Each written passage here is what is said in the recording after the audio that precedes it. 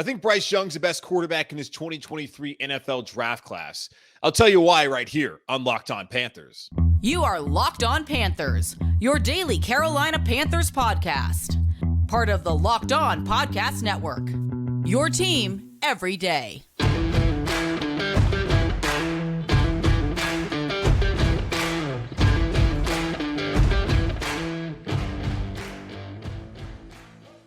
Welcome into another edition of the Locked On Panthers podcast, a part of the Locked On Podcast Network. I'm your host, as always, Julian Council, talking Carolina Panthers with you every Monday, Tuesday, Wednesday, Thursday, and Friday. Your team every day.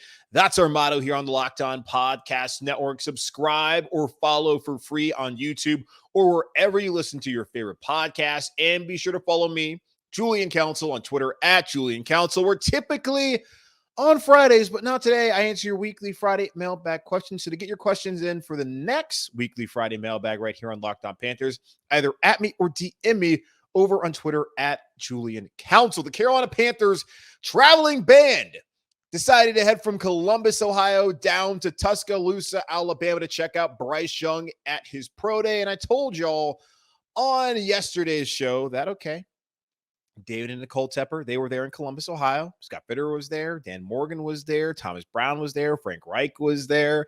Cole Spencer was there. Who am I missing?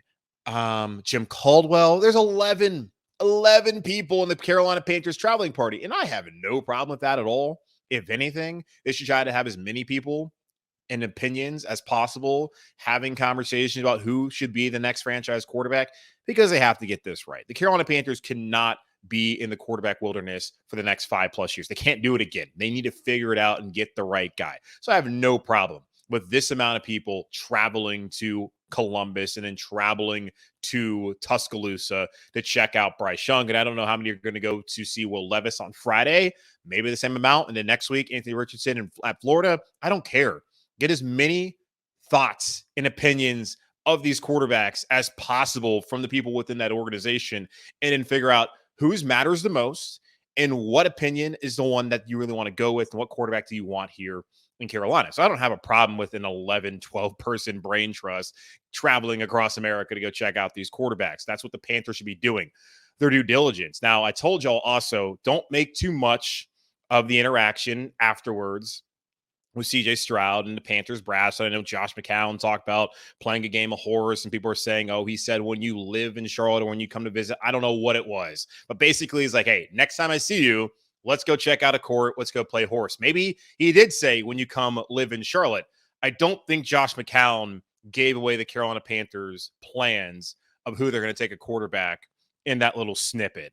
I would sure hope that before seeing Bryce Young and Will Levis and Anthony Richardson, that the Carolina Panthers have not already made up their mind on who they're going to take. They talked about how when they traded up 2 weeks ago, that they were still going to go through the process and they weren't sure who they wanted, but they had conviction in enough guys to move up to number 1 overall. I would certainly hope the Panthers would at least go through the pro day process and the top 30 visits before deciding who they want to draft. Now, it's possible that it did mean something when Josh McCown said that to CJ Stroud, but it's also possible that it meant nothing at all other than, hey, let's go play some horse. And it seems like they have a good relationship, and that's only positive throughout the draft process and potentially beyond if CJ Stroud does indeed get drafted number 1 overall to come here to be the Carolina Panthers quarterback. But also with that, they had dinner with Stroud, and there was that many people with Stroud.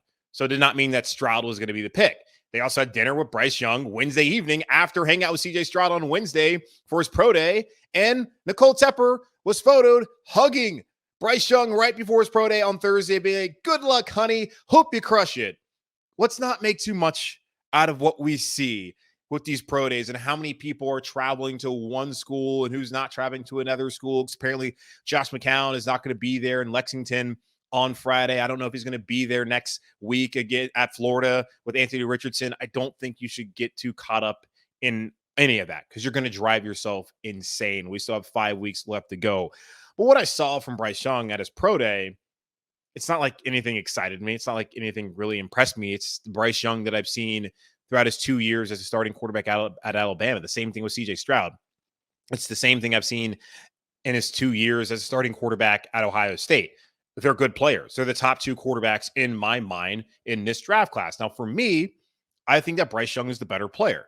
It's not just the Heisman. It's not just the performances that he had, even in losses last year against LSU on the road and then against Tennessee, where in both situations, he led his team down the field to either tie the game or put in position to win the football game. And unfortunately, they could not prevail late. I think Bryce Young's excellent. The guy's calm. Everything about Bryce Young is smooth. He can throw the football. He is accurate, maybe not to the level of CJ Stroud. He shows his leadership by how he conducts himself out on the field. If you watched Alabama last year, and I know it sounds insane, he did not have a ton around him. Yes, 4, 5 stars that just have not turned into that kind of player just yet. Go back to the national championship game when they lost John Mechie to the ACL. Then they lost Jamison Williams also in that game, and how bad Alabama's wide receivers were. They didn't really improve through the offseason and throughout the latu season. He had Cameron Latu, his tight end, who is some of the Panthers should look at, and he had Jahmyr Gibbs as running back. That was basically his pass-catching core. Bryce Young carried that team, and it sounds insane to say it, but if you watched Alabama, Bryce Young had to carry those guys to the finish line, even in those losses against LSU and against Tennessee. Watch the Texas game.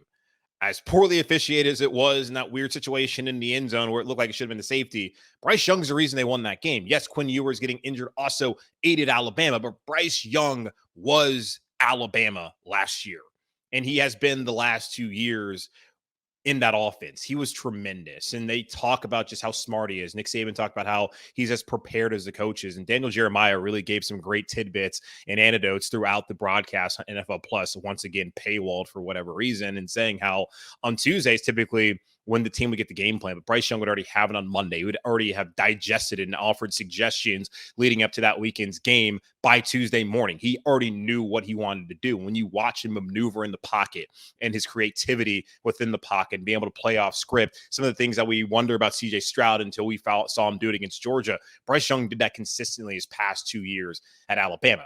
Now, the only question and concern about Bryce Young is his size. 5'10", 204 is what he weighed in at the combine. Is that even his playing weight? I doubt it. He probably plays somewhere like 195 tops, which is concerning. As I mentioned yesterday, I'm 6'1", 208. I am bigger than Bryce Young. Now, he's obviously a stronger player. You watch him going to the SEC and being sacked and getting up and being fine, but also him being able to break those tackles when evading the pocket and having the strength to get away. So he's obviously a stronger player, and he's in football shape. So I'm not really all that concerned about it. It's not like with Tua Tagovailoa, when at Alabama, he had the ankle injury. He had the hip injury. Bryce Young had a shoulder, missed 1 game. He hasn't had these issues. He's been able to survive. But people talk about his height, and that's the one concern about it. The one thing I loved when I was listening to the NFL Plus broadcast from Daniel Jeremiah, he talked about being in California, where he lives. There was 2 quarterbacks in that class coming out of high school that everyone was debating about. It was Bryce Young and DJ Uiagalelei. Bryce Young was 5'10", small guy. DJU, 6'5", prototypical kind of guy you want at quarterback. DJU now plays at Oregon State. Bryce Young is now being debated as the number 1 pick in the NFL draft. Size, traits does not mean everything. Who can play the position better? It's very clear that Bryce Young, to me, based on all the guys I've seen, can play the position of quarterback better. Now, that does not mean the Carolina Panthers are going to take him, but for me, sitting here on March 24th, he's the best guy in the draft and the guy that they should take. And I imagine that our guest, Jimmy Stein from Locked On Alabama, feels the same. His Twitter name is @quarterback_country. So I'm imagining he can give us a pretty good breakdown on Bryce Young and some of the other quarterbacks in the NFL draft.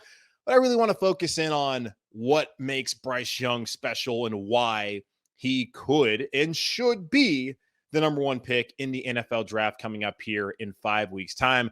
So we'll talk to Jimmy Stein of Locked On Alabama here in just a moment on Locked On Panthers. But before we do that, the Built March Madness bracket is here. We know you have a favorite bar or puff, and now's your time to make it count. Go to BuiltMarchMadness.com to vote for your favorites. And when you vote for your favorite bar or puff, you will be entered into a drawing where 50 lucky Locked On listeners will get a free box of Built. Not only that, but one special Locked On fan will win a 12-month subscription to Built to have Built's best bars or puffs delivered monthly straight to your door. You got to try Built. Built, the best protein bar ever. Seriously, they're so amazing. You won't think they're good for you. What makes Built Bars and Pups so special, you ask? Well, for starters, they are all high in protein, low in sugar, and covered in 100% real chocolate. That's right, real chocolate on every single bar and puff. Run to built.marchmadness.com right now to vote for your favorite bar or puff and pick up a box while you're there. You can vote every day in March, so hop in and support your pick.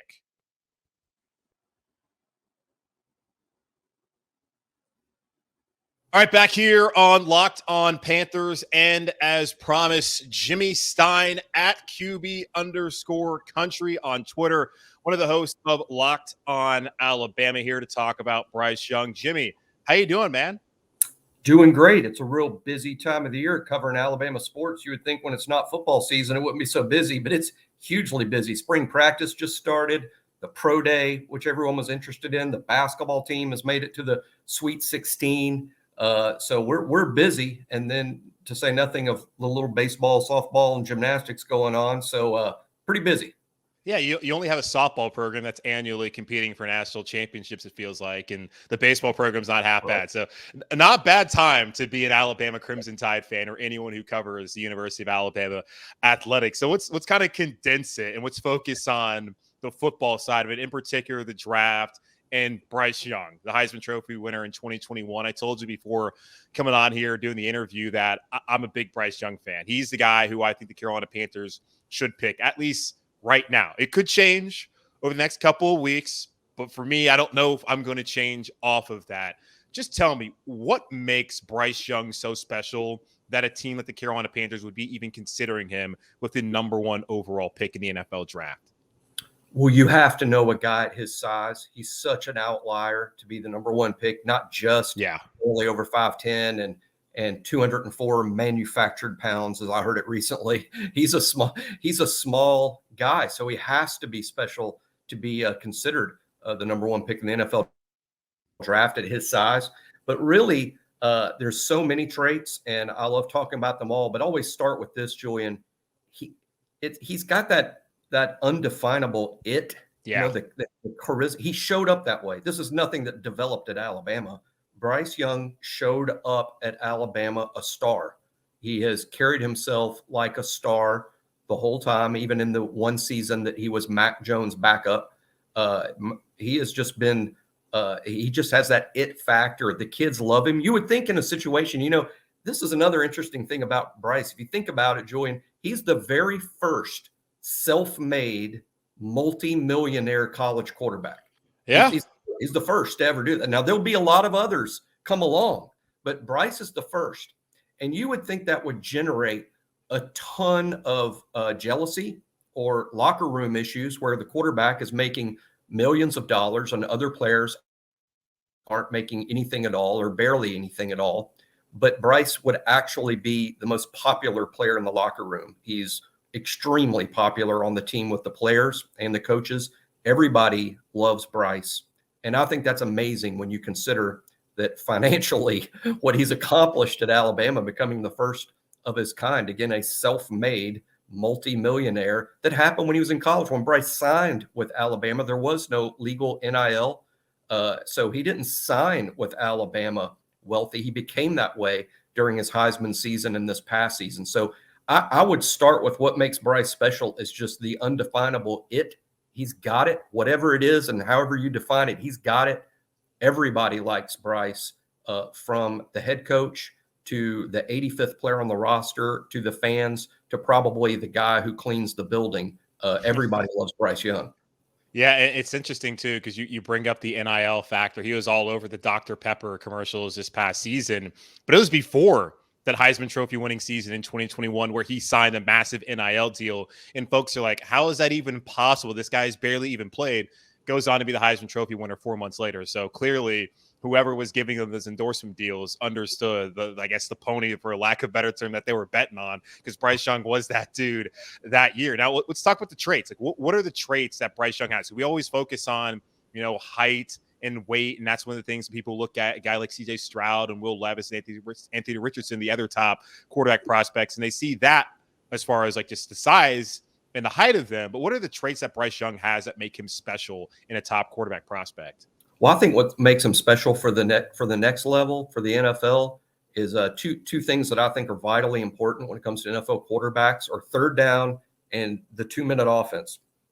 Bryce is a master of the 2-minute offense. As a matter of fact, even though Alabama lost 2 games this past season and didn't make the postseason, when Bryce Young was on the field as Alabama's quarterback, he never left the game without the lead. I mean, the defense lost the lead, causing Alabama to lose in walk-off fashion twice. Bryce never left the field without Alabama ahead at the end, and that really defines Bryce and who he is. The Texas game 2 of this season, where it's a minute and a half, you got to go probably 60, 65 yards to get in field goal range, and the offense had struggled all day. He had brand new receivers. Everything was new. It was crazy hot that day. But when Alabama got the ball back with a minute and a half to go and 65 yards to win or lose the game, you knew Bryce Young was going to win it. Everyone in the stadium knew it. I think Texas knew it. Bryce was going to win the game. The NFL, I think it's vital that you're good on third down and that you're good in 2-minute. Bryce excels in those areas, and I think that in and of itself makes him a fantastic NFL prospect. Yeah, no, I agree. And I looked at Alabama this past year. I know it's kind of crazy to say. It felt like he carried that team.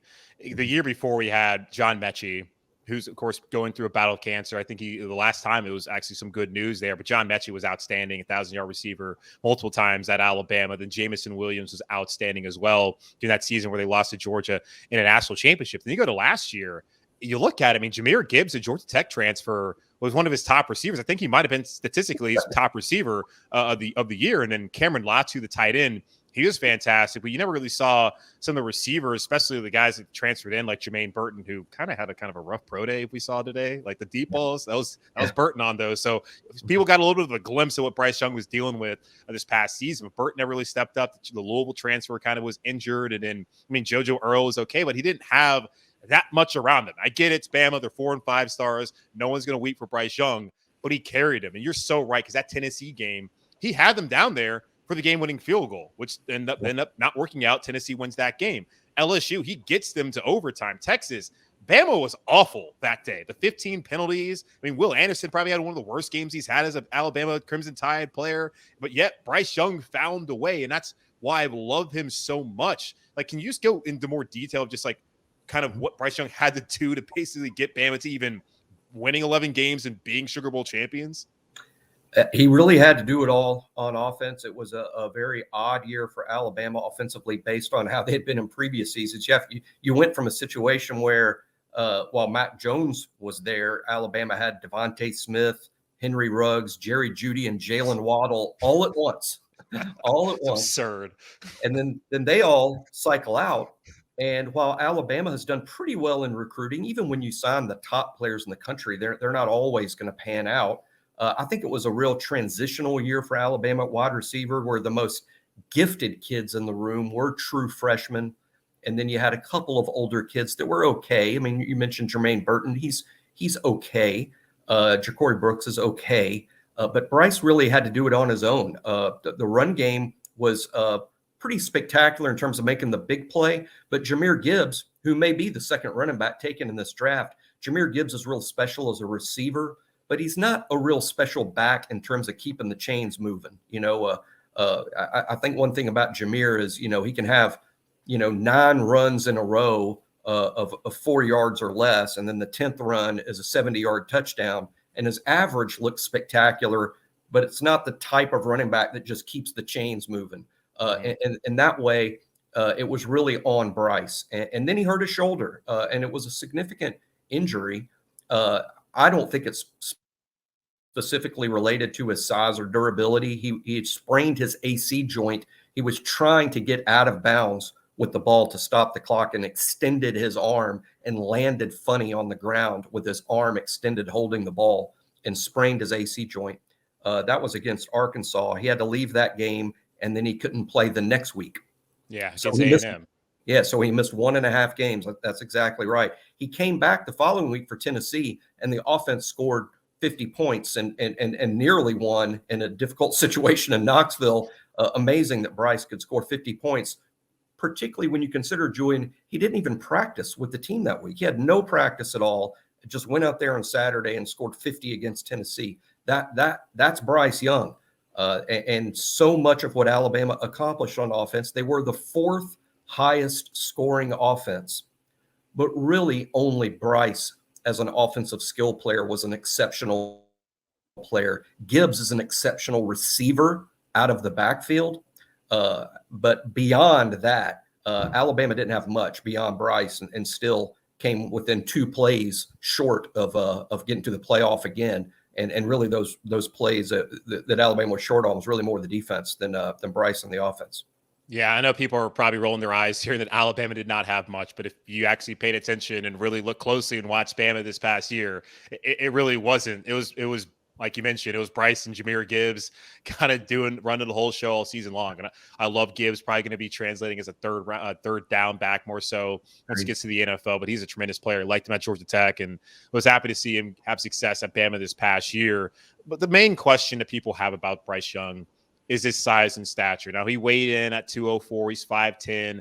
I doubt that his playing size is actually 204 pounds. It's probably something around 195. Yet, you mentioned the only time he was ever injured at Alabama was that game against Arkansas. Then he misses the A&M game, and he comes back against Tennessee. And it was his throwing shoulder. And it looked like there was no issue at all putting up as many points they put up in that loss to Tennessee. So I just wonder, is this overblown? Because you look at Tua, if it was like with Tua Tagovailoa, who I really appreciated at Alabama, and I still hope he works out with Miami, Tua had the tightrope surgery right before the SEC title game that cost him the last 2 games, I think, of the season, and then got re-injured in that Georgia game where Jalen Hurts came and saved the day. He had the hip issue right before leaving Alabama. So he had some serious, especially the hip, he had some serious injuries. That has not been the case with Bryce Young. Is this overblown, especially for a guy who played in the SEC, the most physical league in college football?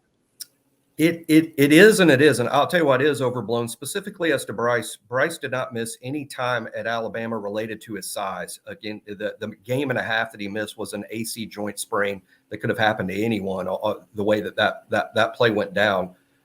What people have to take into consideration is this. When Bryce, in his first year as a starter, when he won the Heisman Trophy, Julian, he was sacked 42 times. 42 times. It was not a typical Alabama offensive line Bryce played behind the year he won the Heisman Trophy. Sacked 42 times by SEC defenders. That's a lot.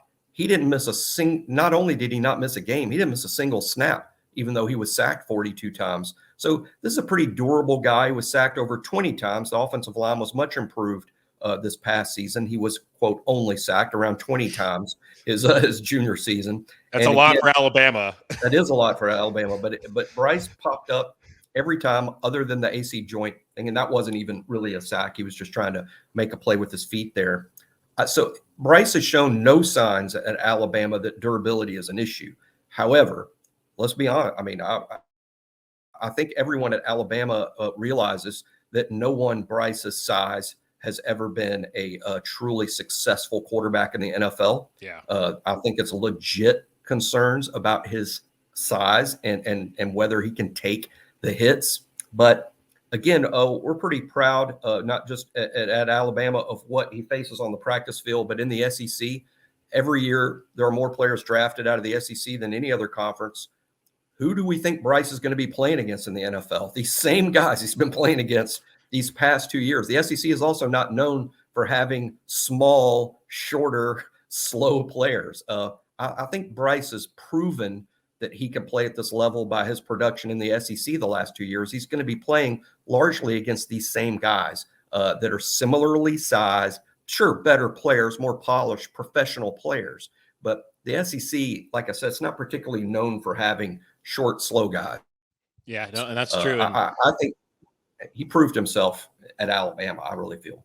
He proves himself enough for me, especially when you look at Tua is a little bit thicker, a little bit stronger, but had more injuries. And you look at it too, it's not Tua's fault that somebody fell on his ankle and pulled him down that way. Same thing with the hip. It's not his fault that someone pulled his hip out of his socket. That's just the nature of this violent game that we know and love as football. So it happens, and we'll see. 17 games. Obviously, the guys in the NFL are bigger, faster, stronger than even the dudes he's facing in the SEC, because not everybody on Mississippi State's defense is going to the NFL, if even one or two. So I know it's going to be a little bit of a step up in challenge level, but if you're going to translate from the SEC to the NFL, like that's probably the smoothest of any sort of kind of transitions from college to the NFL. Now, let me ask you this too, because Bryce Young's dad, Robert Griffin III, actually posted this like recently on Twitter on Thursday afternoon.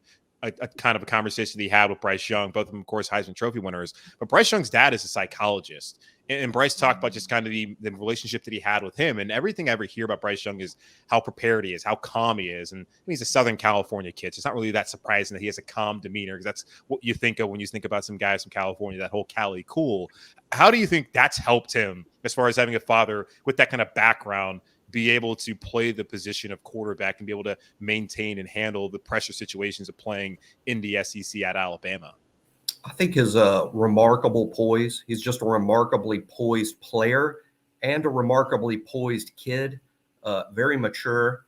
And along those lines, a lot of people don't know, Bryce majored in psychology at Alabama. I don't recall ever having a quarterback do that at Alabama, or even one of the stars on the team, but he was a psychology major following in his dad's footsteps. I don't think there's any question that it is shaped kind of who he is and how he plays. And he is always the calmest person in the stadium, certainly more calm than the fans are. He is a remarkably poised kid at all times. And I'm sure his parents, particularly his dad, Craig, have had a lot to do with that, as well as his education. It's something he obviously believes in and takes a lot of pride in. And that's why he signed up. I'm sure he's probably the only football player of the 85 that marches into that particular school building every morning. Yeah. A couple more things here for you too on Bryce Young. And it's been extremely positive, because I do like the guy, but we have to kind of look at what are the weaknesses that he has, because everyone's going to say he's too small. And I hate when people say that, because they never add anything to it. It's like, oh, he's too small. It's like the Ohio State quarterback things. Like, oh, we can't take an Ohio State quarterback. It's like, why? You can't give me an answer to why. You're repeating some lazy trope you got off of social media. So outside of his height and the fact that no one in the NFL has ever been his size and had success, what are the weaknesses that Bryce Young has in his game that could prohibit him from being a high-level player in the NFL?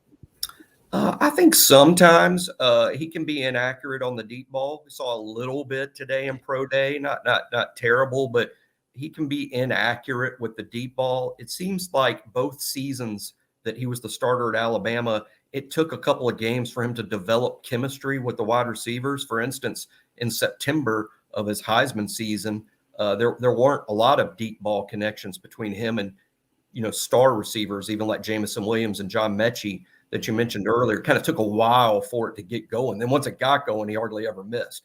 Now, this past season, he never really developed any particular chemistry with any one guy. That's why Jahmyr Gibbs, the running back, caught the second most balls for the second most yards of any eligible receiver at Alabama. So I think accuracy on the deep ball is something that he'll always have to work on. His arm strength is not what I would call impressive at the NFL level. No one's ever going to accuse Bryce of being one of those guys that throws the ball through the car wash and the ball doesn't get wet. He's not one of those guys. His accuracy and ball placement, his anticipation, those skills are all A+. But in terms of big time velocity or humming a 45-yard out, I don't think those are the things you'll see from Bryce. He's also very smart about realizing what he can do and what he can't do. And he doesn't make too many decisions that sort of highlight his deficiencies. One more thing he does that's a little frustrating, and apparently this is by design, he's been doing for a long time. He's very athletic. He's super athletic. I think he's more athletic than people know, but he does not like to run the football. He says as a very young quarterback, he didn't want to be labeled as the athletic quarterback. So he would force himself to remain in the pocket or remain an eligible passer and just not use his legs. He wanted to be known as a passer, a thrower. And it's kind of almost created this habit where at Alabama, I cannot tell you how many times, Julian, from the stands, the fans are yelling, run, run, because he's got some open grass in front of him and there's 10 yards for him to take or 15 yards for him to take. And he just doesn't. He wants to hang back there and make the play with his arm.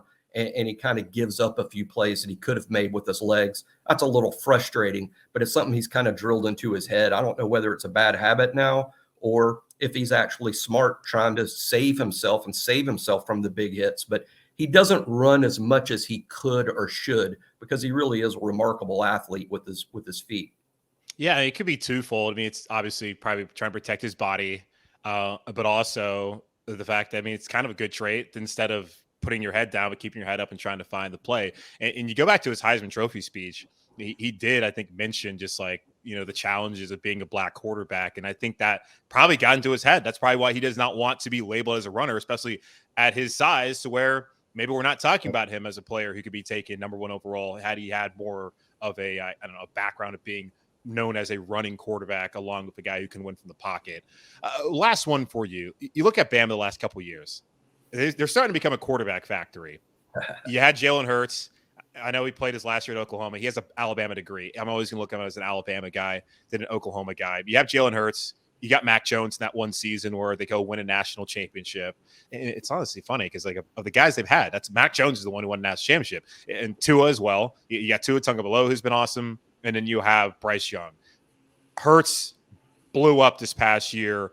Tremendous game in the Super Bowl in a losing effort. Mac Jones, Pro Bowler's first year, kind of took a step back this past season. Tua got to the playoffs, concussion stuff, but he's been a good enough player. Has to take that next step this upcoming season. When you look at Bryce and you compare him to those 3 other Alabama players that are now in the pros, how does he compare as far as talent-wise and potentially translating to the NFL and kind of success level that you could realistically see from him compared to what Mac and Tua and Jalen Hurts have so far accomplished in their young careers? I think he's unquestionably better. I mean, and I say that in all seriousness. As good as those guys were, and still are, Bryce should be better than all of them. He was at Alabama. I think Bryce Young is the best quarterback that's ever played at Alabama, going even beyond that impressive list of names, Joe Namath, Kenny Stabler, all the names in Alabama history. I think Bryce is the best quarterback that's ever played at Alabama. I think all of the positive traits, he's got Jalen Hurts poise. Jalen Hurts, blood pressure that doesn't move, his pulse. He gets that from Jalen. He's a talented passer like Tua. He is extremely a well-prepared professional like Mac Jones. He almost takes the best traits of all those guys and that's why I think he's better than all of them. He's got all of their best traits. He just has to stay healthy. And at Alabama, he largely did. But yeah, I think Bryce is better than Jalen, Tua, or Mac when he was at Alabama. And I expect him to be a better pro than all of them. Yeah, wow. That's high praise. Best quarterback in Alabama history. Yeah, according to Jimmy Stein. That's high praise. I love watching him. I mean, Tua I thought was the best one I had seen, at least, since Saban got there. It's hard to argue against that, honestly, looking at it. Maybe not the most accomplished. That's probably A.J. McCarron, but he certainly was not the most talented of the guys that Saban's had, especially over the last 5-6 years, where finally looks like Alabama's gotten all the first-round quarterbacks when for a while there, Nick was just winning with the McElroys of college football. But hey, that's all he needed. Now he's got the top echelon guys. So really cool. But Jimmy, really appreciate you coming on the show, guys. Follow him on Twitter at QB_country.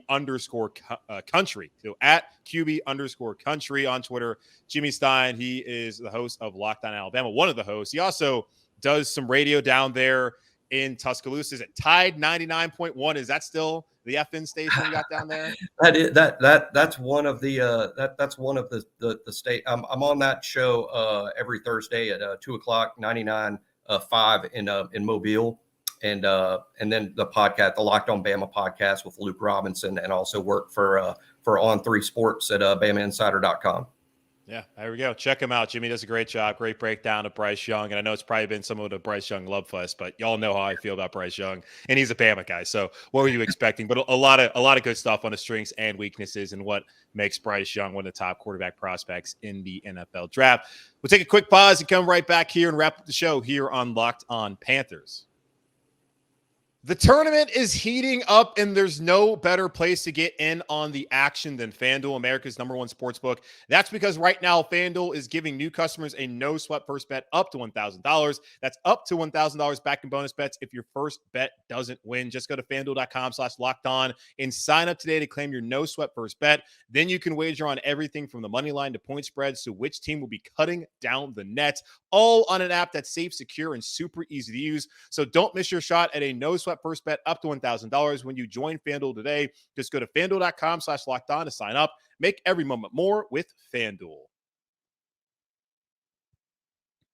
Good conversation there with Jimmy Stein of Locked On Alabama, where we went over a lot of Bryce Young's strengths. And I understand, yes, it was basically me just loving on Bryce Young because I think he's a tremendous player, and that's the guy who I'd love for Carolina to take. Now, again, if they take CJ Stroud, I will also be happy. Will I be just as happy? Honestly, probably not. But I love CJ Stroud, but not as much as I love Bryce Young. I think Stroud could be a tremendous player here, especially if we get the same guy that played on New Year's Eve against Georgia.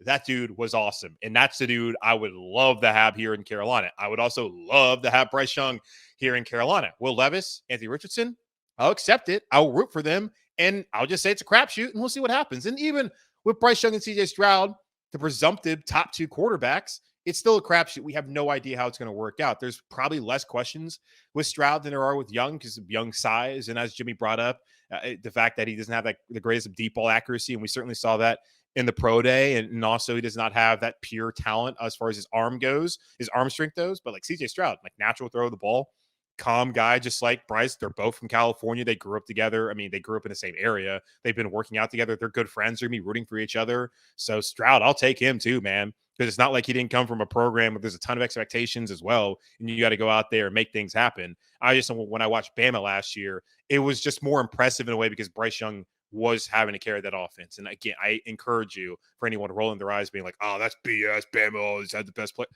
How about you go watch the games and just look around and see what he's dealing with, and compare that to what CJ Stroud was dealing with last year at Ohio State with his best receiver going to the season, barely even playing, in Jackson Smith and Jigba, who's going to be a first-round pick, by the way. So Stroud, tremendous player, great player, could be #1 pick, should be #1 pick in some people's opinion. I don't really disagree all that much. I have no problem with that being the case.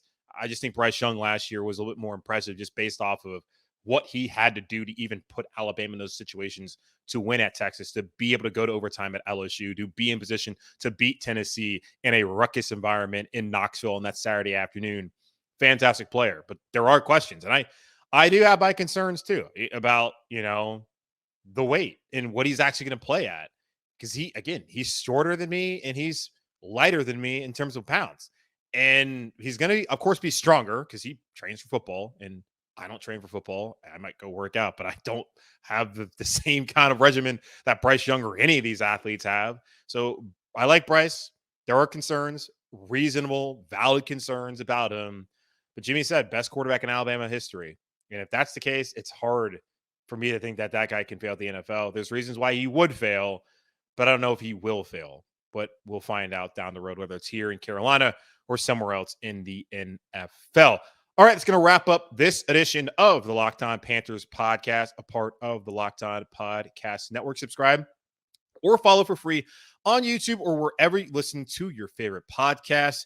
And follow me on Twitter at Julian Council, where typically on Fridays, I answer your weekly Friday mailbag questions, either at me or DM me to get your weekly Friday mailbag questions in for our next weekly Friday mailbag here on Locked On Panthers. Coming up on Monday, because today, Will Levis over at Kentucky is going to have his pro day, and the Carolina Panthers traveling circus will also be there. Will Nicole Tepper give him a hug as well? Should we read into it? Probably not, but maybe you will. We'll see how it works out. But going to talk to Lance Daw of Locked On Kentucky for Monday's episode to get his thoughts on Will Levis and what makes him special, why he's considered a top pick, and also why was 2022 not like 2021 for the quarterback there at Kentucky. So that coming up on Monday's episode of Locked On Panthers. In the meantime, be safe, be happy, be whole as always, keep pounding, and I'll talk to y'all on Monday.